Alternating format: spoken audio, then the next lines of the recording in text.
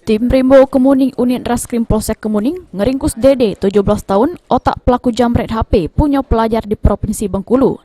Tersangka bersama ketujuh kawannya yang sudah duluan diringkus menjambret korban inisial A, 12 tahun, di Jalan Letnan Simanjuntak, Kelurahan Pahlawan, Kecamatan Kemuning tanggal 24 Mei 2021 kemarin. Tersangka ini ditangkap di kawasan Pasir Putih Bengkulu yang sebelumnya berpindah-pindah kota mulai dari Lubuk Linggau. Hasil pemeriksaan tersangka ngelaku kejambret itu untuk main judi slot.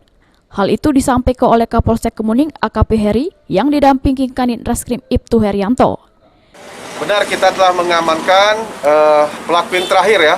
Sebelumnya teman-temannya sudah kita amankan 7 ya. 7. Jadi kita selalu mengejar apa yang namanya daftar pencarian orang ya.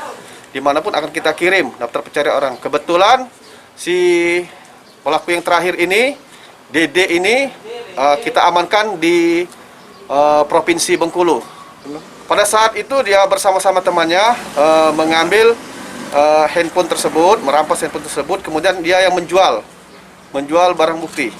Oke, dari keterangan pelaku nekat melakukan begal ponsel ini untuk apa nih? Pelaku karena sudah ketagihan judi slot. Di hadapan petugas, tersangka yang sehari-hari ini jadi pengamen ngelaku kejambret karena selik korban masih kecil lagi main HP di depan rumahnya. Ngapa sangat kau tergiur untuk melakukan itu? Apakah itu karena anak kecil atau gimana? Iya, tahu itu anak kecil, Pak. Anak kecil, tahunya itu anak-anak, kau berani melakukan itu ya? Anak tuh lagi nak kemana? Lagi main HP di depan rumah ya, Pak. Lagi HP. Statusnya kemudian apa dia? Pelajar kah?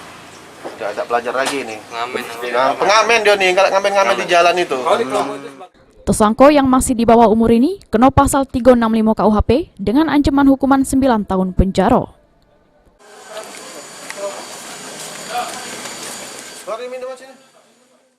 Mulyadi, PAL TV.